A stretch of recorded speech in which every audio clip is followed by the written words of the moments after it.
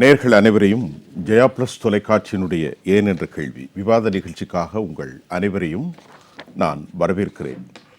இந்நிகழ்ச்சியில் துறை சார்ந்த ஆளுமைகளுடைய எண்ண ஓட்டங்களை இன்றைய தலைப்பில் மிக விரிவாக விவாதிப்பதற்காக நாங்கள் அமர்ந்திருக்கிற இந்த வேளையில் இன்றைக்கு தமிழ்நாட்டு அரசியல் களம் மிக மூல அடிப்படையில் தத்துவார்த்த ரீதியில் மாறி இருக்கிறதா என்ற கேள்வி இருக்கிறது.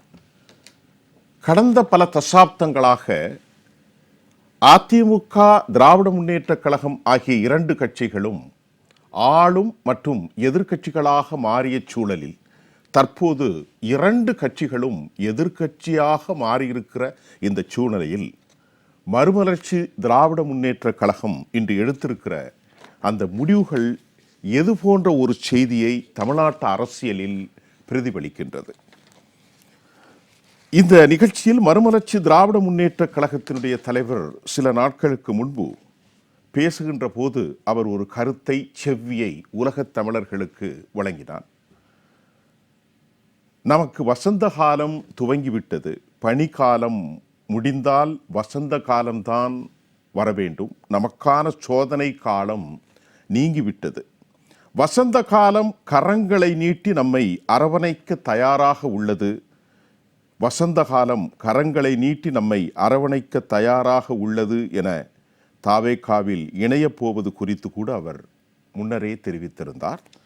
அதற்கு பிறகு அவமானங்கள் தொடர்ந்ததாகவும் அதே போன்று வலுக்கட்டாயமாக சூரியனில் நீங்கள் போட்டியிட வேண்டும் என சொன்னதையெல்லாம் கூட்டி பார்க்கின்ற போது ராசா போன்றவர்கள் தமிழ்நாட்டில் மண்டபத்தில் ஒட்டுமொத்த அதிமுகவினரை அடைத்து விடலாம் என்று கடும் போக்கு வாதத்தை எடுத்திருப்பதும் இன்றும் பேசும் கரங்களாக மாறியிருக்கிறது.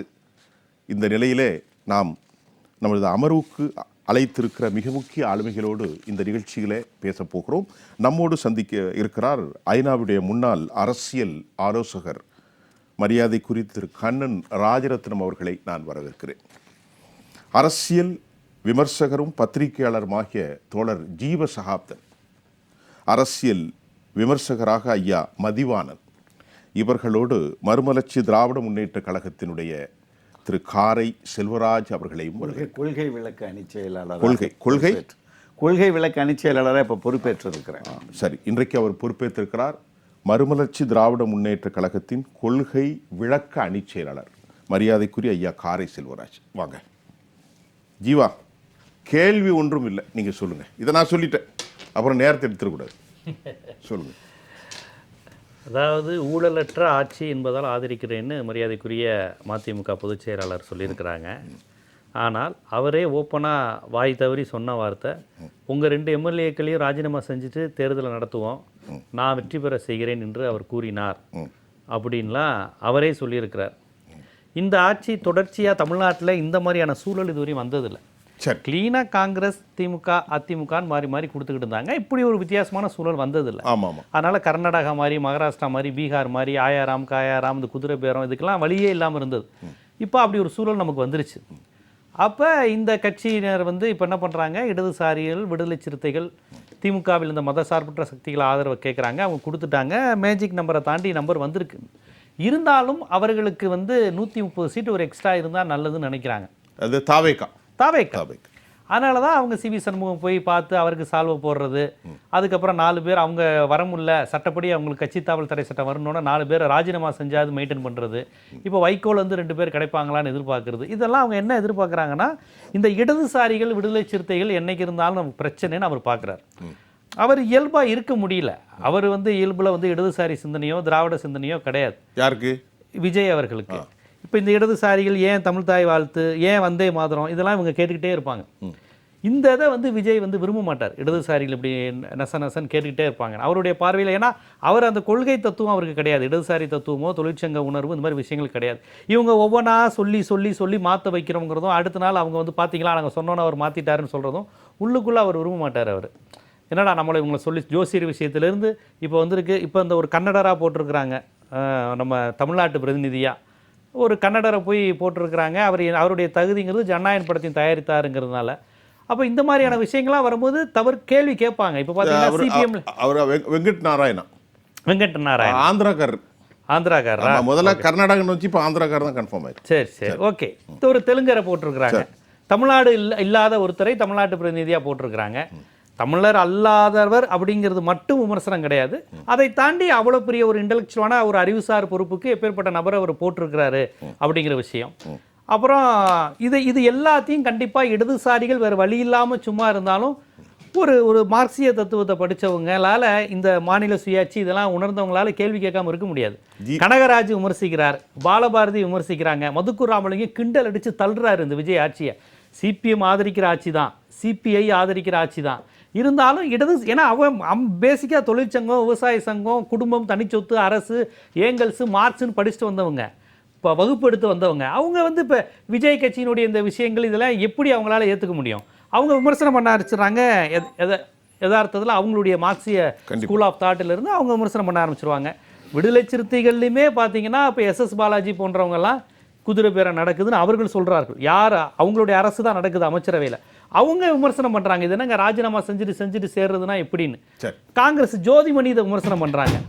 ஸோ இந்த தன்மையை விஜய் விரும்பலை. என்னடா அந்த இடதுசாரிகள் பெரியாரிஸ்டா, ஏன்னா அவருக்கு கொள்கை தலைவர் பெரியார்லாம் கிடையாது. அவர் சொல்கிறாரே ஒழிய அவர் மாநில சுயாட்சி தன்மையில் உடையவர் கிடையாது. இந்த கேள்வியெல்லாம் விடுதலை சிறுத்தைகளும் சிபிஎம்மும் கேட்டுக்கிட்டே இருப்பாங்கங்கிறது அவருக்கு ஒரு தொந்தரவாக இருக்குது. இதே இது ஒரு அதிமுக எம்எல்ஏ வந்தால், ஒரு பிஜேபி எம்எல்ஏ வந்தால் இந்த டெல்லியை நோக்கி கேள்வி கேட்குற பிரச்சனையெல்லாம் இருக்காது. பிஜேபி எதிர்கொள்கிற பிரச்சனை வராது.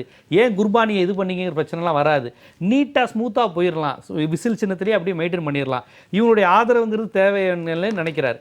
ஸோ வெளிப்படையாக வைகோவையும் குதிரை பேரத்துக்கு அவர் கூப்பிட்டுருக்கிறாரு. இதை வைகோவே ஒப்புக்கொண்டு சொல்லி இருக்கிறாரு. கடுமையான வார்த்தையை பிரயோகிக்கிறீங்க. குதிரை பேரன்னு அவ்வளவு பெரிய தலைவராக இதுவரைக்கும் உங்கள்கிட்ட பயணித்தவர் குதிரை பேரத்துக்கு வைகோ அடி பண்ணிட்டாரா? இல்ல, வைகோ சொல்றாருல.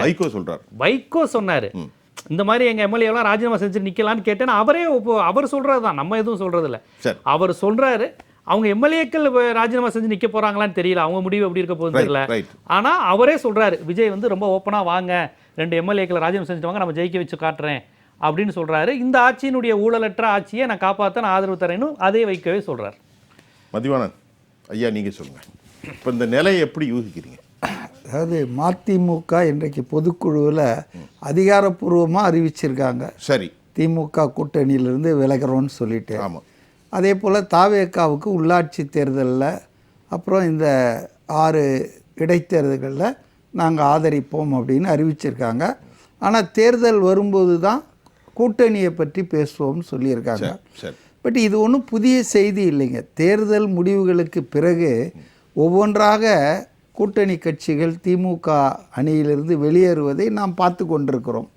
அதுக்கு காரணம் என்னென்னா, திமுக அணி தோற்று போய்விட்டது என்பது மட்டுமல்ல, அது தன்னுடைய கொள்கைகளை சமரசம் செய்து கொண்டு பாஜக அமித்ஷா வழிகாட்டலை ஏற்று அவர்கள் கடுமையாக விமர்சித்த அதிமுக எடப்பாடி பழனிசாமியை முதல்வராக்குவதற்கு முயன்றார்கள் என்பதுதான் இந்த கூட்டணி கட்சிகள்லாம் வெளியே வருவதற்கு காரணம்.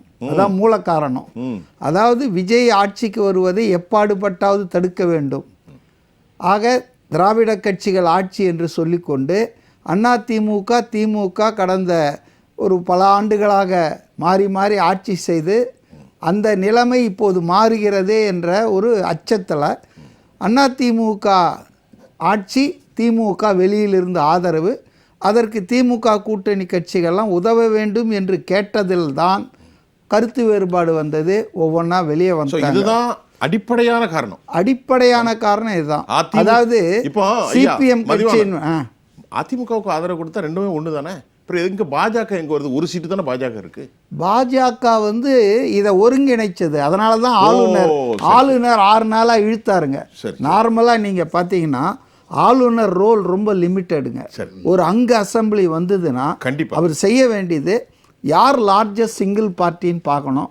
அப்படி இல்லைன்னா ப்ரீபோல் அலையன்ஸ் எது இருக்குதுன்னு பார்க்கணும். இங்கே தமிழ்நாட்டில் ரொம்ப கிளியர். ப்ரீபோல் அலையன்ஸ் ஏடிஎம்கே வச்சுருக்கு, டிஎம்கே வச்சுருக்கு. ஆனால் யாருக்கும் 60 தாண்டலை, 40 தாண்டலை. அப்போ தனியாக நின்ன தாவேக்கா தான் 108 தொகுதிகளில் ஜெயிச்சிருக்கு. அப்போ ஸ்ட்ரெயிட்டாகவே அவங்களுக்கு தான் ஒரு முதல் வாய்ப்பை கொடுத்துருக்கணும். ஆனால் 5 நாள் இழுத்தார். என்ன காரணம் சொன்னார்னா, 118 என்கிட்ட காட்டுங்க, உங்கள் ஆதரவை காட்டு. அது அவர் வேலையே இல்லை, அவர் ஃப்ளோரில் தான் அதை டெஸ்ட் பண்ணணும். ஃப்ளோர் டெஸ்ட் தான் பண்ணணும். ஆனால் அதே ஆளுநர் ஒரு 2 நாள் கழித்து இந்தியா டுடேக்கு நேரிலே பேட்டி கொடுக்கும்போது சொல்கிறாரு, நாளைக்கு வந்து திமுக அதிமுகவும் 118 பேர் ஆதரவு என்கிட்ட காட்டினாங்கன்னா நான் அவங்கள கூப்பிட்றதுக்கு தயங்க மாட்டேன்றாரு. இது எங்கேருந்து வருது? அப்போ ஒன்றிய அரசினுடைய வழிகாட்டலில் திமுகவும் அதிமுகவும் ஒன்று சேர்ந்து ஆட்சி அமைக்கலான்ற முயற்சி எடுக்கப்பட்டது. ஆனால் அது ஏன் வந்து நடக்கலைன்னா, கூட்டணி கட்சிகள்லாம் சேர்ந்தாதான் 118 வருது. திமுகவும் அதிமுகவும் மட்டும் சேர்ந்தா 118 வரல. ஆகவே கூட்டணி கட்சிகளுடைய உதவியை ஸ்டாலின் அவர்கள் கேட்டார்.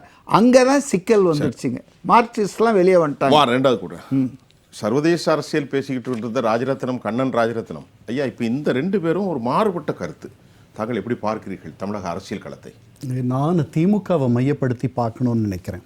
இது வந்து திராவிட முன்னேற்ற கழக தலைவர் நாங்கள் கூட்டணி இல்லாமல் தனித்து நிற்கிறத பற்றி பரிசீலிப்போம் அப்படின்ட்டு அவங்களுடைய மேனாள் அமைச்சர் ராஜா பேசினதுக்கு திருவாரூரில் அவர் அந்த மாதிரி சொல்லியிருக்கார். ஆமாம், அதுக்கு ஒரு பெரிய உற்சாக வரவேற்பு அந்த கூட்டத்தில் இருந்துச்சு. திராவிட முன்னேற்ற கழகத்தினுடைய அடிப்படை தொண்டர்கள், கீழ்நிலை தொண்டர்கள், அவங்கெல்லாம் வந்து இந்த கட்சி தனியாக நிற்கணும்.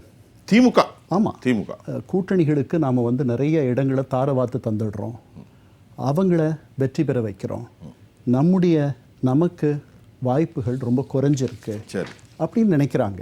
இந்த கீழே இருக்க தொண்டர்கள்லாம் வந்து திமுக ஆட்சிக்கு வரணும்னு எவ்வளவு விரும்புகிறாங்களோ அதை விட தாங்க வந்து ஒரு மாமன்றத்தினுடைய உறுப்பினர் அல்லது ஒரு நகராட்சி உறுப்பினர் அல்லது ஒரு சட்டமன்ற உறுப்பினர் அந்த மாதிரி வரணும் அப்படின்ற எண்ணம் அவர்களுக்கு நிறைய உண்டு. இந்த கூட்டணி வந்து அதற்கான வாய்ப்புகளை குறைச்சிருது. அதனால் 77 கூட்டணி இல்லாமல் திராவிட முன்னேற்ற கழகம் அந்த தேர்தலை, சட்டமன்ற தேர்தலை சந்தித்தது. சந்திக்கும் பொழுது அது அவர்களுடைய விருப்பம் இல்லை. இவன் மேனாள் முதல்வர் சொன்ன மாதிரியே நாமே எந்த கூட்டணி கட்சிகளையும் போங்கன்னு சொல்லலை, அவங்க போனால் நான் என்ன பண்ண முடியும், தடுக்க முடியாது அப்படின்னு சொன்னார். அதே மாதிரி ஜனதா கட்சியோடு நாடாளுமன்ற தேர்தலை சந்தித்த திராவிட முன்னேற்ற கழகம் சட்டமன்ற தேர்தலில் ஜனதா கட்சி அதனோடு தொடர்ந்து உடன்பாடு வைத்துக்கொள்ள விரும்பவில்லை என்ற காரணத்தினால to make virtue out of necessity, கட்டாயத்தின் பேரில் அறவழி நிற்பது என்று நாம் அவங்களோட கூட்டணி வச்சுருந்தோம்னா பாதி இடங்கள் தான் நின்று இருப்போம், இப்போ வந்து நாம் எல்லா இடங்கள்லையும் நாமே நிற்கலாம் அப்படின்னு கலைஞர் கருணாநிதி அன்னைக்கு சொன்னார். சொல்லி 234 இடங்கள்லையும் 230 இடங்களில் திராவிட முன்னேற்ற கழகம் போட்டி போட்டுச்சு. ஒரு 4 இடங்களில் அதனுடைய தோழமை கட்சியான தமிழ்நாடு கம்யூனிஸ்ட் கட்சி என்று மணலி கந்தசாமி தலைமையில் இருந்த ஒரு கட்சி போட்டியிட்டது. 77. ஆமாம், இந்த 77 தான் அவங்க தனியாக நின்ன. அதற்கு முன்னாடி அவங்க தனியாக நின்றது 57, 62 ஏறக்குறைய தனியாக தான் நின்னாங்க. அதுக்கப்புறம் 77, அதுக்கப்புறம் அவங்க தனியாக நிற்கல. அஇஅதிமுக தனியாக நின்றது 2016. அது சின்ன சின்ன உதிரி கட்சிகள் இருந்ததெல்லாம் நம்ம பெருசாக எடுத்துக்க வேண்டாம், அவங்க தனியாக நின்றாங்க. சின்ன கட்சியெல்லாம் விட்டுருங்க. தனியாக நின்று தமிழகத்தில் ஒரு ஆட்சியை பிடிக்கக்கூடிய நிலையில் இன்று எந்த கட்சியும் இல்லை, தாவேகா உட்பட. அதாவது இன்னைக்கு இருக்கிற இந்த தேர்தல் முடிவுகளை வச்சு நான் சொல்கிறேன், இப்போதான் நிரூபணம் ஆயிருக்கு. அதனால் இந்த அதிசயத்தை ஒருவேளை தாவேகா நிகழ்த்தி காட்டுமானால் ஒற்றை கட்சி ஆட்சி திருப்பி வரலாம். ஆனால் 67லேருந்து 67க்கு முன்னாடி ஒற்றை கட்சி ஆட்சி தான் இருந்துச்சு. 52 நீங்கள் விட்டுட்டிங்கன்னா அது கூட்டணி ஆட்சி. 57, 62 2 பொது தேர்தல்களின் போது மட்டும்தான் காங்கிரஸ் ஆட்சி தனித்து ஆட்சி அமைச்சது. கண்டிப்பாக. அதுக்கு பிறகு வந்த ஆட்சிகள் எல்லாமே தேர்தல் களத்தில் கூட்டணி கட்சிகளின் துணையோடு ஆட்சிக்கு வந்தன. கூட்டணி அரசு அமைக்கல அவர்கள். இப்போ தான் முதல் முறையாக இங்கே கூட்டணி அரசு 52க்கு பிறகு வந்திருக்கு. அதனால் இது திராவிட முன்னேற்ற கழகத்திற்கு தொண்டர்களை உற்சாகப்படுத்துவதற்காக அதனுடைய தலைவர் திருவாரூரில் பேசிய பேச்சு. இது வந்து வில் பி பொலிட்டிக்கல் சூசைட். அவர் தனியாக நின்றார்னா சோ கால் பொலிட்டிக்கல் சூசைட். ஆமாம். இப்போ இந்த கேள்விக்கு எல்லாருமே ஒரு பதில் அளிக்கலாம். இப்போ நான் கடைசி உங்கள்கிட்ட கேட்க போகிறேன். மதிவாணன், இப்போ ஐயா சொன்னாங்க, இப்போ திமுக வந்து இன்னைக்கு அவங்களுடைய வாக்கு சதவீதம் இப்போ முதல் கட்டமாக திரு காரை செல்வராஜ், நம்ம ரெண்டாவது இந்த கூட்டணி விஷயத்தை பேச முன்னாடி, இத்தனை காலம் கடும் பகை கொண்டீர்கள், கட்சியில் பல வாதங்கள், கடும் போக்கு, அதற்கு பிறகு திரு வைகோ அவர்கள் கருணாநிதிக்கு 2 பேரும் சேர்ந்திருக்கணும் அப்படிங்கிற ஒரு வாக்குறுதிகள், இதெல்லாம் பொதுவாக பேசப்படுது, அதை விட்டுருங்க. இவ்வளவு நாள் இருந்துட்டு தற்போது மரியாதை இல்லை, சிறுமைப்படுத்தப்பட்டோம், அது என்ன வார்த்தை? இதற்கான பொருள் என்ன? உண்மையிலேயே உங்களுக்கு ஒரு ஒப்ரஷன் இருந்ததா, ஒரு அழுத்தம் இருந்ததா? இல்லை, முதல்ல நெறியாளராக நீங்கள் வைத்த முதல் சுற்று கேள்விகளுக்கும் தம்பி ஜீவசகாப்தன் சொன்னதுக்கு ஒரு சின்ன விளக்கம் எனக்கு தேவைப்படுது. நீங்க சொல்லுங்க. குதிரை பேரம் 2 எம்எல்ஏக்கு பண்ணார் வைகோன்னு அவர் சொன்ன உடனே நீங்கள் மீண்டும் அப்படியா கடுமையான வார்த்தைகளை பயன்படுத்துறீங்களே, அப்படி என்ன குதிரை பேரம் செய்தார்னு மீண்டும் அவரிடம் கேள்வி. நான் புரிதலில் முதல்ல அவர் என்ன குதிரை பேரம் பண்ணார் வைகோன்னு அவருக்கு தெரிஞ்சதை சொல்லட்டும், நான் என்னுடைய பேச்ச ஆரம்பிக்கிறேன். விஜய் வந்து ஓபனா கேட்டாருன்னு வைகோவே சொன்னார். விஜய் என்ன கேட்டாருன்னு சொன்னாருன்னு சொன்னீங்க? 2 எம்எல்ஏக்களை ராஜினாமா செய்யுங்க. நான் எதுக்கு ராஜினாமா பண்ண சொன்னாங்க? தெரியல, விஜய்ட்ட தான். அப்போ அது தெரியாத விஷயத்தை நீங்கள் வந்து வேற மாதிரி குதிரை பேரங்கிற வார்த்தைகளை கொண்டு வந்து அடைக்கக்கூடாது. நான் அதுக்கு விளக்கம் கொடுக்குறேன். தனிச்சின்னத்தில் நிற்க வேண்டும் என்பது மதிமுகவினுடைய நோக்கம். அதனால தான் வெளியில் வர்றோம். 4 தொகுதிகள் எங்களுக்கு குறைவான தொகுதிகள். திமுக கூட்டணியிலே கொள்கை கூட்டணி என்கிற பொழுது கொள்கை சார்ந்து 100% இணைந்து பயணித்த ஒரே இயக்கம் மதிமுக.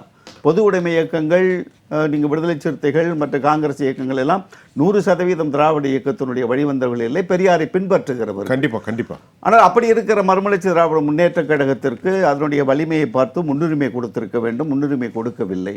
4 தொகுதிகளை கொடுத்து அந்த 4 தொகுதியிலும் உதயசூரியன் சின்னத்தில் தான் நிற்க வேண்டும் என்று நிர்பந்தப்படுத்தினார்கள். அந்த நேரத்தில் கூட்டணியிலிருந்து வெளியிலே வந்தால் தேவையற்ற பிரச்சனைகள் 9 ஆண்டு காலம் தொடர்ந்து நன்றாக சென்று கொண்டிருந்த இந்த கூட்டணியில் வைகோ குழப்பத்தை விளைவித்து விட்டார் என்று இதே போன்ற அரங்கங்களிலே நிறைய விவாத நிகழ்ச்சிகளே நாம் வைத்திருப்போம். இப்பொழுது நாங்கள் வெளியிலே வந்ததற்கு பிறகும் அதற்கான விளக்கத்தை நாம் இப்பொழுது தேடிக்கொண்டிருக்கிறோம். இதுதான் வசந்த காலம் என்று சொன்னார். வசந்த காலம் என்று சொல்வது என்பது ஏதோ அடுத்து இன்னொரு கூட்டணியிலே சேர்ந்து ஒரு 50 எம்எல்ஏக்களை பெற்று 10 எம்பிக்களை பெற்று ஆட்சி அமைக்க இடத்துக்கு வருவோம் என்பதில்லை. தனித்து சிந்திக்க, தனித்து செயல்படுகிற ஒரு இடத்திற்கு மதிமுக நகர்வது என்பதே எங்களுக்கு ஒரு வசந்த காலம்தான். அதுக்கு என்ன காரணம்? இந்த தீர்மானத்தில் போட்டிருக்கிறதுல கடைசியாக வந்து தேர்தல் நேரத்தில் வந்து நம்ம கூட்டணியை குறித்து முடிவு செய்வோம், நிலைப்பாடு என்பது அந்தந்த நேரத்தில் எடுக்கக்கூடிய நிலைப்பாடாக இருக்க வேண்டும் என்பதுதான் தீர்மானமாக பொதுக்குழுவில் நிறைவேற்றி இருக்கிறோம். நான் பேசுகிற பொழுது தீர்மானத்துக்கு முன்பாக நான் பேசுகிற பொழுது வைத்தே அதே தான். இன்னைக்கு பொதுக்குழுவில் நான் பேசுகிற பொழுது பொதுக்குழுவில் நீங்க என்ன பேசுனீங்க? இடம்பெயர்வது என்பதும் இன்னொரு இடத்தில் போய் சேர்வது என்பதும் அரசியலில் இயல்பான நிகழ்வுதான். ஒவ்வொரு இயக்கமும் தங்களுக்கான தனித்துவத்தை, அடையாளத்தை காப்பாற்றிக் கொள்ள முடியாத சூழ்நிலையில் அந்த இடத்திற்கு நகர்வது என்பது தவிர்க்க முடியாத ஒன்று. ஆனால் ஒரு இயக்கம் இப்பொழுது நாம் சிந்திக்கிற இடத்தில் இருக்கிறோம், தொலைநோக்கு பார்வையோடு சிந்திக்க வேண்டும். இந்த இயக்கத்தை வலு சேர்க்கிற இயக்கமாக, மக்கள் பணியிலே இன்னும் தீவிரமாக இயங்குகிற இயக்கத்தின் பாதியில் நடந்து செல்ல வேண்டும் என்பது முதன்மை நோக்கமாக, தொலைநோக்காக இருக்க வேண்டுமே தவிர நாம் எங்கே சென்று சேரப்போகிறோம் என்பது அல்ல. இப்பொழுது நான் வைக்கிற வாதம், நாம் எந்த இடத்திலிருந்து நாம் நகரப்போகிறோம், எப்படி நகரப்போகிறோம் என்பதை முடிவு செய்ய வேண்டிய இடத்தில் இந்த பொதுக்குழு கூடியிருக்கிறதுன்னு சொன்னவன் நான். இப்ப இன்னைக்கு பேசினதில்லை, நான் கொள்கை விளக்கணி செயலாளர் என்னுடைய எடுத்து வச்சேன். அதே நிலைப்பாடு, அதை ஒட்டிய தீர்மானங்கள் தான் இன்றைக்கு நிறைவேற இருக்கிறது. இரண்டாவது, ஒவ்வொரு இயக்கத்திற்குமே தங்களுக்கென ஒரு தனித்துவத்தை காப்பாற்ற வேண்டிய கடமை வந்திருக்கிறது. இன்றைக்கு தமிழகத்தில் எத்தனையோ அரசியல் இயக்கங்கள் இருக்கிறது. நீங்கள் விரல் வெட்டு எண்ணக்கூடிய இயக்கங்கள் மட்டும்தான் மக்கள் பணியிலே வெற்றி தோல்விகளை கணக்கில் கொள்ளாமல் மக்களுக்காக மக்கள் பணியிலே நாள் முழுவதும் போராடி கொண்டிருக்கிற இயக்கம். இந்த சட்டமன்ற தேர்தல் முடிந்ததற்கு பின்னாலே 4 முக்கியமான போராட்டங்களை ஏற்படுத்தியிருக்கிற ஒரே தலைவர் தமிழ்நாட்டில் வைகோ அவர்கள் தான். மேகதாதுக்கு விவசாய சங்கங்களை கூட்டி மிகப்பெரிய அறப்போராட்டத்தை கொண்டு வந்தது. சட்டமன்றத்தில் கொடுத்த தீர்மானத்தை கொடுத்த எதிர்க்கட்சி தலைவர் அது தவறு என்று சுட்டி காட்டியது. இப்பொழுது வந்து பார்த்தீங்கன்னு சொன்னால் அவங்களுக்கு இப்போ நெய்வேலி 3% வந்து கொடுக்கறது வந்து ஏற்கனவே தடுத்து நிறுத்தி தனியாருக்கு போக வேண்டிய எல்எம்சி நிர்வாகத்தை தடுத்து நிறுத்திய தலைவன் வைகோ இன்றைக்கு அதுக்கு குரல் கொடுத்து கொண்டிருக்கிறார். இப்போ வரிசையாக குரல் கொடுத்து கொண்டு வருகிற பொழுது இன்றைக்கு தீர்மானத்தில் அவர் சொல்லியிருப்பது, வைகோ ஜோசப் விஜய் அவர்கள் ஊழலற்ற ஆட்சி கொடுக்கிறேன் என்று சொல்லியிருக்கிறார். அதை நாங்கள் வரவேற்கிறோம். நீங்கள் சமூக நீதி, சமத்துவ கோட்பாடுகள், மாநில உரிமை, தமிழ்நாடு, தமிழர் நலன் ஆகியவற்றில் சமரசத்திற்கு இடமின்றி புதிய அரசு தமிழ்நாட்டின் தனித்துவ சிறப்புகளை நிலைநாட்டும் வகையில் செயல்பட வேண்டும் என்கிற வேண்டுகோளை தாவேக அரசாங்கத்திற்கு வைத்திருக்கிற தீர்மானமாகத்தான் இந்த இடத்தில் நாம் பார்க்க வேண்டுமே தவிர, மதிமுகவினுடைய செயல்பாடுகளை இந்த இடத்தில் ஒரு தனி இயக்கம் தன்னுடைய பாதையில் பயணிப்பதற்கு எடுக்கிற முடிவை விமர்சனம் செய்வது என்பது அதுக்கான பதிலை நான் சொல்லி தான் ஆகணும். அதற்கு நான் தயாராக இருக்கிறேன். ஜீவா சொல்லுங்க, அது என்ன வார்த்தை? அது சரியான வார்த்தை இல்லை. என்ன வார்த்தை? அதாவது குதிரை பேரம் வாங்கன்னா அழைக்கிறாரு, அதுக்கு என்ன குதிரை? இல்ல அதுக்கு நான் ஒண்ணே சொல்லி அதுக்கு நான் பதில் சொல்லாம அவர் கேட்கிறாரு உங்கள்கிட்ட. இல்ல அதுக்கு நான் பதில் சொல்லாம அதுக்கு நான் குறிப்பு சொல்லாம விட்டேன். அவர் என்ன சொன்னாருன்னா, நீங்கள் உதயசூரன் சின்னத்தில் நின்றுட்டீங்க, இப்பொழுது திமுக கூட்டணி விட்டு வெளியே வருகிறீர்கள், உங்கள் 2 சட்டமன்ற உறுப்பினர்களும் சட்டமன்ற பொறுப்புகளில் இருந்து விலகும் பட்சத்தில் நீங்கள் தனிச்சின்னத்தில் நிற்கிற பொழுது எத்தனை இடத்தில் நீங்கள் பிரச்சாரம் கூட்டாலும் நான் வர தயார், தனிச்சின்னத்தில் மதிமுகவை வெற்றி பெற வைக்க வேண்டியது என் கடமை என்று விஜய் அவர்கள் சொன்னதாக இன்றைக்கு பொதுக்குழுவிலே தலைவர் அறிவித்தார். ஒரு சின்ன கேள்வி இங்கே சந்தேகம் வருது. அப்பனா நீங்க எதுக்கு அப்பவே வந்திருக்கலாமே? எப்பவே? இப்போ அது கூட்டணி வைப்பதற்கு இப்பொழுது சொன்னது இனியா இந்த கூட்டணியில திமுக அவமானப்படுத்தியதுன்னு சொல்றாரு துரை வைகோவர்கள் ஐயா அவர்கள். அப்படி இருக்கும்போது சரி நாங்க எங்க பம்பரம் சின்னத்துல தான் நிப்போன்னு டக்குன்னு நீங்க கூட்டணியா மாறல? இல்ல அதுக்கு தான் நான் ஏற்கனவே அதுக்கு ஒரு பதில சொல்லிட்டேன். அப்போ விமர்சனம் பண்ணாம இருப்பீங்களா? அப்ப வேற என்ன விமர்சனம் வச்சு நெறியாளரா நீங்களே சொல்லுங்களேன். ஒரு 9 ஆண்டு காலம் இவ்வளவு அந்த வார்த்தை என்பது அவமானத்துக்கு உள்ளான பிறகு ஏன் கூட்டணி? எங்க 4 சீட்டு கேட்கறேன், 4 சீட்டு தான் கொடுப்பேன், எழுந்து போங்க. உதயசூரன் சின்னத்துல நின்று அதுக்கு மேல நீங்க கூட பயணித்தீங்க. இல்ல அதான் சொல்ல வரேன். அதுக்கு ஏன் அந்த இடத்தில் அந்த முடிவை எடுக்க முடியவில்லை என்பதற்கு நான் முதல் சுற்றில் பதில் சொல்லிட்டேன். ஒருவேளை நாங்கள் அப்படி ஒரு முடிவை அந்த சூழ்நிலையில் எடுத்திருந்தால் இப்பொழுது என்ன பேசி இருப்போம் என்று சொன்னால், இத்தனை ஆண்டுகள் இவ்வளவு இயக்கங்கள் சேர்ந்து கட்டியமைத்து வந்த இந்த ஒரு கூட்டணியை வைகோ அவர்கள் கலைத்து விட்டார், தன் சுயநலத்திற்காக கலைத்து விட்டார் என்கிற குற்றச்சாட்டை நீங்கள் வைத்து விவாதிப்பீர்களா மாட்டீர்களா? ஜீவா சொல்லு. ஈஸியா கடந்து போயிருவீங்களா? நான் சொல்றேன் சரியில்லை. ஜீவா பேசுறது நான் ஒன்று கேட்டுறேன், அதையும் சொல்லிட்டோம். அதாவது அவர் ஜீவா சொன்னாரு போல குதிரை பேரம் நடந்திருக்கிறதா அவரே சொல்லிட்டாரு, வைகோ வேணாரு. வைகோ அதை சொல்லவே இல்லை. பத்திரிகையாளர்கள் கேள்வி பதில் கேட்கும்போது அவங்க சொன்னப்போ அவர் திருப்பி என்ன சொன்னார்னா, நாங்கள் எங்கள் எம்எல்ஏக்கள் ராஜினாமா பண்ணிட்டு திரும்ப தேர்தலில் நிற்கணுன்றது குதிரை பேரம்னா, இப்போ எங்கள் கட்சி எம்எல்ஏ திமுகவில் சேர்த்துக்கினாங்களே அது என்ன யானை பேரமான்னு கேட்டார். ஸோ திமுகவில் சேர்ந்தா அது ஒன்றும் பேரம் இல்லை, வேற கட்சியில போனாதான் குதிரை பேரம் யானை பேரலாம். குதிரை பேரம் தான் இல்ல அவர் சொன்னதை சொன்னாரு.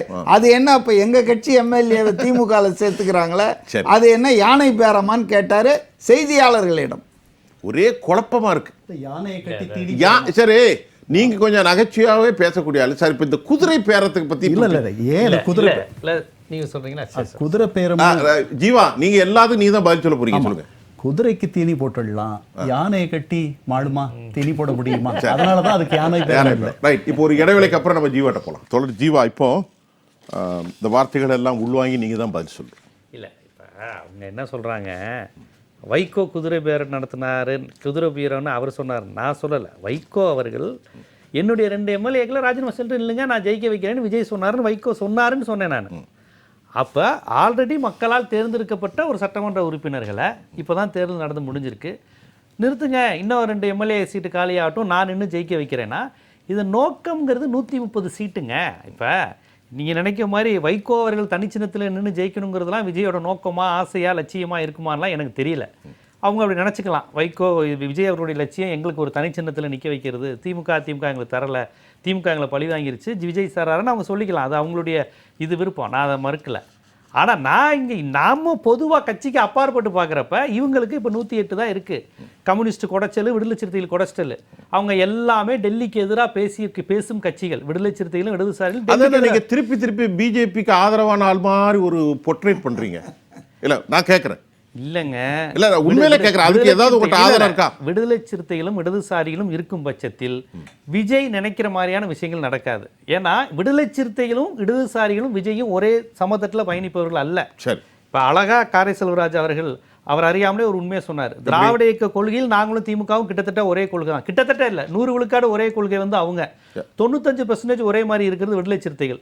இடதுசாரிகளும் திமுகவும் ஒன்றும் கிடையாது. இடதுசாரிகள் வந்து இந்திய தேசியத்தை ஏற்றுக்கிட்டவங்க, அவங்க வந்து மாநில உணர்வு மாநில சுயாட்சிங்கிறது வேற பார்வை, இந்திய தேசிய உணர்வுடைய தேசிய கட்சி. அதனால் அது திமுகவுடைய அப்படியே பொருந்தாது. ஆனால் இருந்தாலும் 70% பொருந்தும். மற்ற அந்த பிஜேபி எதிர்ப்பு இந்துத்துவ எதிர்ப்புல ஒன்றா சமூக நீதி கோட்பாட்டலாம். ஆமாம், அதுலலாம் பொருந்துவாங்க.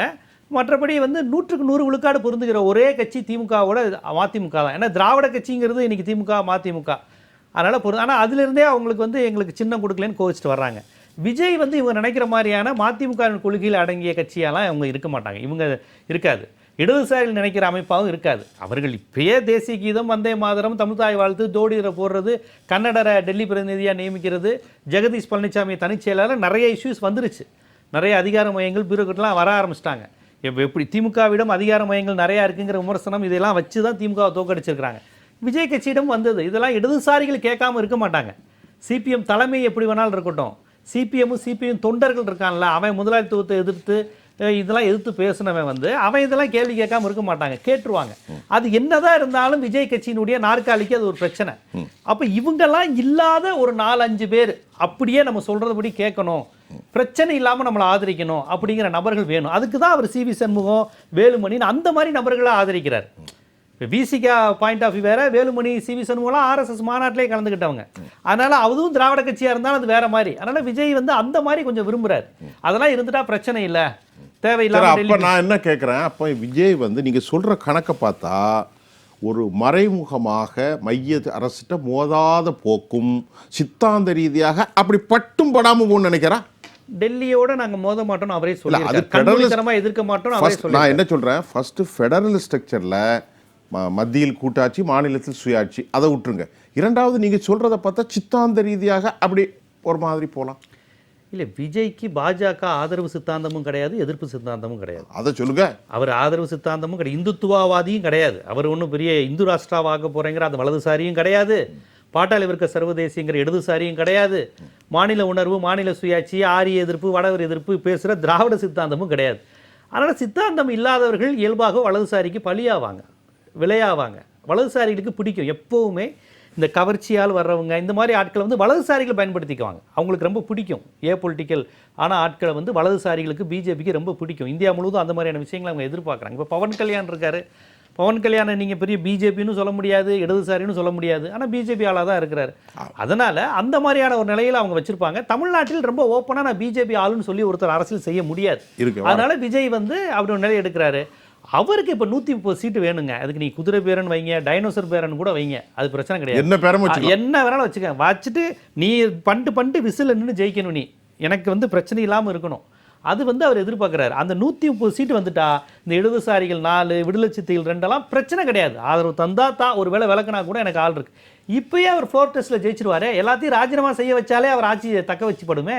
இப்போ 234 பேர் இல்லையே, ஆல்ரெடி 5 பேர் அவுட்டு, 229 பேர் தானே இப்போ கணக்கு. இப்போ நீங்கள் பாதி வச்சா 108ங்கிறது மெஜாரிட்டி நம்பராச்சே. கரெக்ட், புரியுதுங்களா? இதுவே ட்ரிக்கு தானே. ஒருத்தரை ராஜினாமா செய்ய வைக்கிறதே ஆட்சியை தக்க வைக்க தானே. உங்களுடைய நோக்கம் என்னவா இருக்கு? இப்போ ராஜினாமா செய்வதன் மூலமாக விஜய் கட்சியை ஸ்ட்ராங் பண்றாங்க.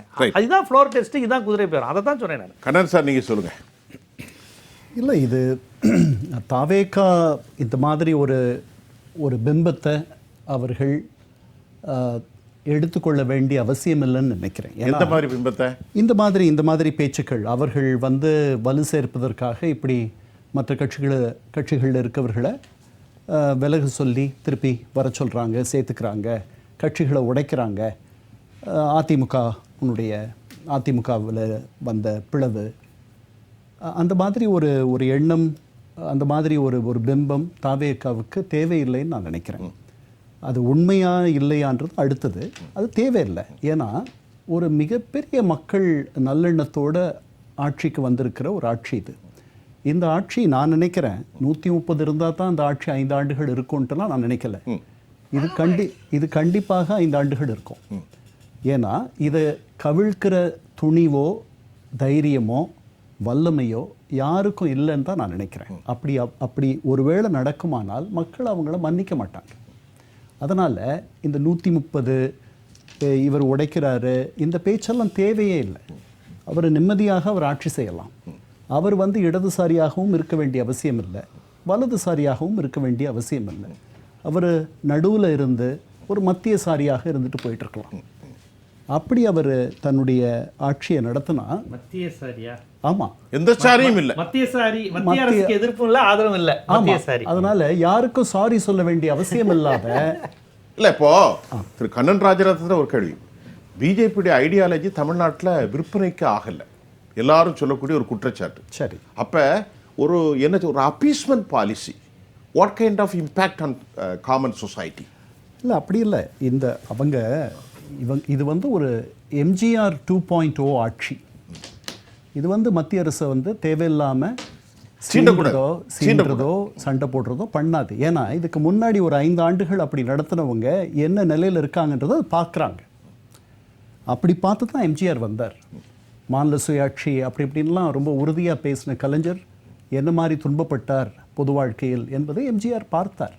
அவர் சட்டமன்றத்திலேயே சொன்னார், எல்லா நேரமும் மத்திய அரசோடு மோதல் போக்கை கொள்ள வேண்டும் என்று அறிவுறுத்துபவர்கள் தமிழ்நாட்டிற்கு நன்மை செய்பவர்கள் அல்ல அப்படின்னு சொன்னார். கண்ணன் சார்ட்ட முக்கியமான கேள்வி, இந்த தேர்தல் காலங்களில் உங்கள்கிட்ட நான் ஒரு கேள்வியை உங்கள் வீட்டில் சந்தித்த போது கேட்டேன். எனக்கு பதில் சொன்னது இன்னும் ஞாபகம் இருக்குது, நாம் பேசணும். திராவிட முன்னேற்ற கழகம் கடுமையான சிக்கலில் இருப்பதாக என்கிட்ட ஒரு வார்த்தை சொன்னீங்க, ஸ்ட்ரகிள்ங்கிற வார்த்தையை பயன்படுத்தினீங்க. இப்போது திமுகவுடைய ஓட்டு வங்கி 23லேருந்து 26% மேலே இல்லை. இப்பவும் அப்படி தான் நான் நினைக்கிறேன். ஒரு பத்திரிகையாளராக இன்னைக்கு இருக்க கூட்டணிகளை பாருங்கள், அவங்கள்ட்ட பெரிய அளவிலான கூட்டணி இல்லை. இந்த கொங்கு அமைப்புகள் இந்த மாதிரியான சின்ன கட்சிகள் தான் இருக்கிறாங்க. பெரிய கூட்டணிகளில் குறைஞ்சபட்சம் காங்கிரஸ் ஒரு 3-4%, அப்புறம் விடுதலை சிறுத்தைகள் 2 கம்யூனிஸ்டுகள்லாம். இப்போ இவங்க எப்படி பேலன்ஸ் பண்ண போகிறாங்க? 25% வச்சு திருச்சியில் திரு ஸ்டாலின் போட்டியிடுன்ற குரல்களும் எழுகிறது. இல்லை அப்படிலாம் அவர் பண்ண மாட்டார்னு நினைக்கிறேன். அதெல்லாம் ஒரு விபரீத பரீட்சை ஆகிடும். அதனால எப்படி சொல்றீங்க? என்ன விபரீத பிரச்சனை? இல்லை, தனியாக நிற்பது, துணை இல்லாமல் நிற்பது என்பது பெரிய விபரீதமா திமுக குலையும். ஆமாம், 2001 என்ன நடந்துச்சு?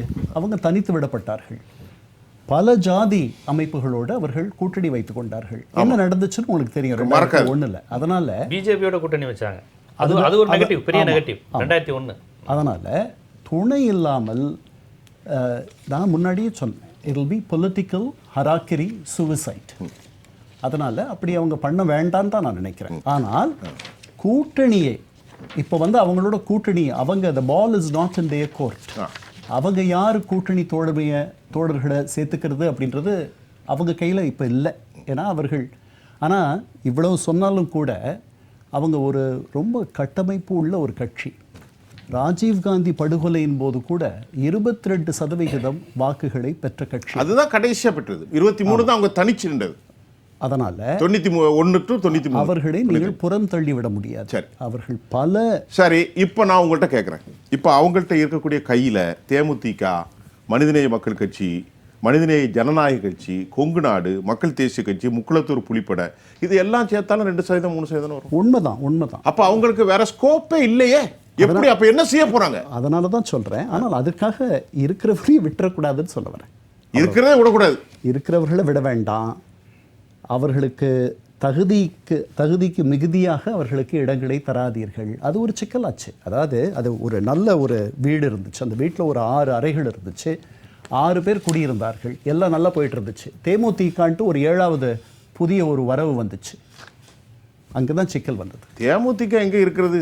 1% கூட இல்லையா? 0.43 தான் இருக்கு. 10 இடங்கள் அவங்களுக்கு தந்ததாகட்டும், இருந்த கூட்டணி ஏற்பாட்டுகளை அவர்கள் வந்த பிறகு அந்த கூட்டணி ஏற்பாடுகள் ஒரு சிதைவாயிடுச்சு. சரி, மதிவாணன் ரொம்ப உள்வாங்கி நீங்கள் சொல்லணும், பதில் சொல்லுங்கள். Political suicide. அதாவது கண்ணன் சார் பேசுனதில் 100% நான் உடன்படுறேன். திமுக வந்து 1967க்கு அப்புறம் ஐயா மதிவாணன், இப்போ சில விஷயங்களை கண்ணன் சார் அவர்கள் ரொம்ப ஆழமாக அவர் சொன்னதில் நான் முழுமையாக உடன்படுறேன். ஏன்னா எப்படி உடன்படுறீங்க? அதாவது வந்து திமுக வந்து தனிமையில் இனிமை காண முடியாதுங்க. தனியாக அவங்க வந்து இதுவரையில் ஒரு தேர்தலில் கூட போட்டியிட்டு நின்று வெற்றி பெற்றதில்லை. அவங்க வெற்றி பெற்ற எல்லா தேர்தல்களிலுமே ஒரு 6 முறை அவர்கள் ஆட்சி அமைத்திருக்கிறார்கள். கூட்டணி கட்சிகள் உதவியோடு ஒத்துழைப்போடு தான் அவங்க ஆட்சி அமைச்சிருக்காங்க. அதனால் இன்றைக்கு வந்து பிரசவ வைராக்கம் போல் அந்த திருமண விழாவில் ராஜாவோ அல்லது மற்றவர்களோ பேசுனத மு.க. ஸ்டாலின் வந்து பரிசீலிப்புன்ற லெவலுக்கு போனதே எனக்கு என்னவோ அது தவறுன்னு நான் நினைக்கிறேன்.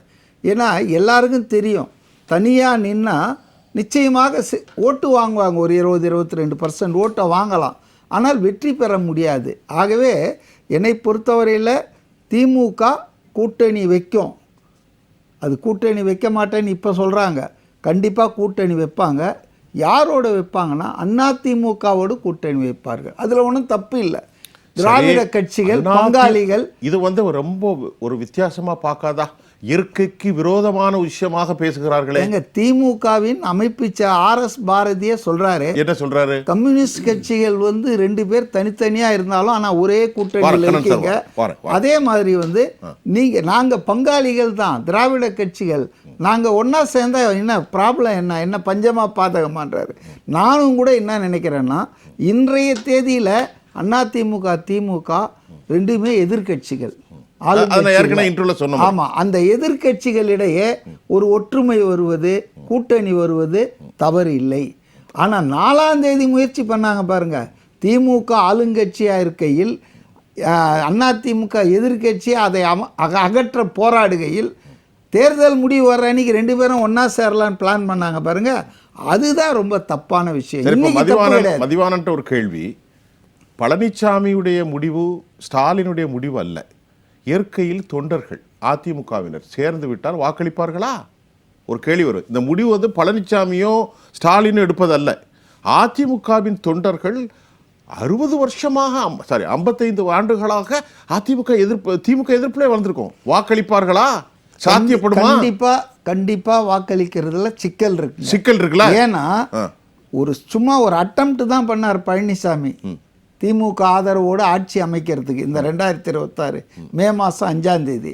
ஆனால் அந்த கட்சியை 2ஆக உடைஞ்சது பார்த்தீங்கல்ல. 25 எம்எல்ஏ இந்த பக்கம் எஸ்பி வேலுமணி, அவர்கிட்ட 22 தான் இருந்தாங்க. அவங்க சொன்னது என்ன, சிவி சண்முகம் யாராக இருந்தாலும் நீங்கள் சரியாக சொன்ன மாதிரி 55 வருஷமாக தீய சக்தி முக்கிய எதிரின்னு சொல்லிட்டு இருந்த ஆள்கிட்ட நீங்கள் எப்படி போயிட்டு ஆட்சி அதிகாரத்துக்கு அவங்க கையில் நீங்கள் ஒத்துழைப்புகள் அவங்க உதவியை கேட்கலாம்? அதான் போன் ஆஃப் கன்டென்ஷன். அந்த கட்சி இன்னைக்கு மிகப்பெரிய சரிவை சந்திப்பதற்கு எடப்பாடி அவர்களுடைய பேராசையும் சந்தர்ப்பவாத அரசியலும் தான் காரணமானதுங்க. அதே போல் நான் இன்னொரு இதில் கூட சொன்னேன், திமுக அதிமுக கூட்டணி வைக்கிற வாய்ப்பு இருக்குது. அப்போ 2+2 4 கிடையாது, அரித்மெட்டிக் கிடையாது. திமுகவில் இருக்கிற ரேபிட்லி ஆன்டி ஏடிஎம்கே ஃபோர்ஸஸ், அதிமுகவில் இருக்கிற ரேபிட்லி டிஎம்கே எதிர்ப்பாளர்கள், இவங்கெல்லாம் அதில் இருக்க மாட்டாங்க, வெளியே போயிடுவாங்க. எங்கேயோ போவாங்க. எங்கே போகணும்னு சொல்ல முடியாது. இப்போ எங்கே போவாங்கன்னு நான் சொல்ல முடியும். ஏன்னா சொல்ல முடியும். ஏன் சொல்கிறேன்னா, இப்போ தாவேகா என்பது 2.5 வருஷ கட்சி. அது இந்த தேர்தலில் திமுகவை அகற்ற வேண்டும், திமுக தான் என்னுடைய முதல் எதிரிலாம் சொல்லிட்டு களத்தில் வந்தது. அப்போ அதிமுக என்ன பண்ணுச்சு? அதிமுகவுக்கும் திமுகவுக்கும் தான் தேர்தல் களத்திலே போட்டின்னு அவங்க சொல்லிட்டு இருந்தாங்க. அவங்க நோக்கமும் திமுகவை அதிகாரத்திலேருந்து அகற்றி அதிமுகவை ஆட்சியில் அமர்த்தணும்னு தான் அதிமுக முயன்றது. இப்போ 2 பேர் நோக்கமும் எதுனா திமுகவை ஆட்சியிலேருந்து அகற்றணும். ஆனால் அதில் அதிமுக முயற்சி வெற்றி பெறவில்லை. ஆனால் தாவேகாவுடைய முயற்சி வெற்றி பெற்று விட்டது. அப்போ அதிமுக நம்மால் செய்ய முடியாததை ஒரு சிறியவன் வந்து செய்து விட்டானே என்று அவனை பார்த்து தாவேகாவை நட்பு சக்தியாக பார்க்கணுமா, பகை சக்தியாக பார்க்கணுமா? நான் நினைக்கிறேன் அதிமுகவில் இருக்கிற நிர்வாகிகள், அடிமட்ட தொண்டர்கள்லாம் தாவேகாவை நட்பு சக்தியாக பார்க்கிறார்கள். நம்மளால் முடியாததை ஒருத்தன் முடிச்சிட்டானே, அவன் நமக்கு நண்பன் நினைக்கிறான். ஆனால் எடப்பாடி முதலமைச்சர் பதவியில் உட்காரணுன்றதுக்காக தீவிர எதிரியாக இருந்த திமுகவை நட்பு சக்தியாக பார்த்தார். இந்த கான்ட்ரடிக்ஷனால தான் இன்றைக்கி வந்து அந்த கட்சி தேங்காய் போல் செதறிட்டு இருக்கு. அநேகமாக அடுத்த சில மாதங்களில் ஆதவர்ஜுனா சொல்கிறது உண்மையாகுமா தெரியாது, majority of the ADMK cadres, middle level leaders, 3 முறை எம்எல்ஏ இருந்த கடம்பூர் ராஜுலேருந்து எல்லாரும் போகிறாங்களே, அதனால் அந்த கட்சி கரைந்து போகக்கூடிய வாய்ப்பு இருக்கிறது. ரொம்ப பொறுமையாக உங்கள்கிட்ட வச்சுருந்தா நீங்கள் பேசுங்க, அப்புறம் கண்ணன் சார்ட்ட நிறைவு கருத்து கேட்பேன். இல்லை, இந்த கூட்டணி என்று வருகிற பொழுது தமிழக அரசியலில் நான் ஒரு மதிமுகவினுடைய அடிப்படை தொண்டன் என்கிற நிலையிலிருந்து ஒரு பொது பார்வையில் பார்த்தோம்னா அது தாவேகாவாக இருந்தாலும் திமுகவாக இருந்தாலும் அதிமுகவாக இருந்தாலும் எதிர்கால அரசியலில் அவர்கள் தனித்து போட்டியிடுகிற வாய்ப்பே இல்லை. ஏன்னா நிறைய சிறிய கட்சிகள் உருவாகி போச்சு. கண்டிப்பாக நீங்கள் 1990 மண்டல் கமிஷன் வந்ததற்கு பிறகு உடனடியாக சாதி இயக்கம் உத்தரப்பிரதேசத்தில் முலாயம் சிங் யாதவ் சமாஜ்பாடியை கொண்டு வந்தார். அடுத்து 97 லாலு பிரசாத் யாதவ் வந்தார். இந்தியா முழுமைக்கும் மாநிலங்களில் இருக்கிற சாதிய தலைவர்கள் கட்சியை துவங்க ஆரம்பித்தாங்க. காங்கிரஸில் இருந்து மிக பிரபல்யமாக இருந்த தலைவர்கள் சாதியத்தின் அடிப்படையில் மாநிலங்களுக்கு சென்று மாநில தலைவர் ஆனார்கள்.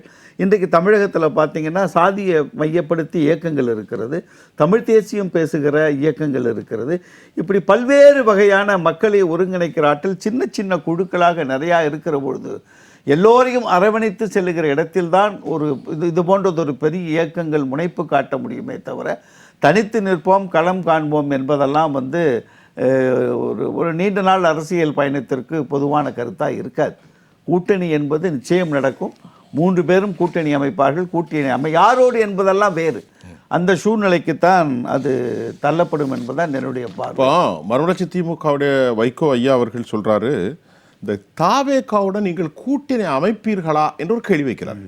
அதற்கு அவர் சொல்லுகிறாரு, இறுதி முடிவு தேர்தல் நேரத்தில் எடுக்கப்படுங்கிறார். அப்போ இந்த உள்ளாட்சி தேர்தல்கள், சட்டமன்ற இதெல்லாம் கணக்கிலிட்டு தான் நீங்கள் சேர்கிறீர்களா? இல்லை, இடையில வெளிப்படையாக பேசணும் என்று சொன்னால் மதிமுகவிலிருந்தே சில குரல்கள் வருகிற பொழுது 6 மாத காலம் நாம் பொறுத்திருக்க வேண்டும், ஆட்சிக்கு நம்ம அவர்களுக்கு அவகாசம் கொடுக்கணும், 6 மாத காலம் பார்த்ததற்கு பின்புதான் ஆட்சியின் மீதான விமர்சனத்தினை வைக்க வேண்டும் என்ற கருத்து ஒரு பக்கம் மதிமுகவில் நிலவுகிற பொழுதே தாவேகாவை பாராட்டி இடையிடையே செய்திகள் வருவது என்பது ஒரு தவிர்க்க முடியாத சூழ்நிலைக்கு தள்ளப்பட்டதை நான் உணர்ந்தேன்.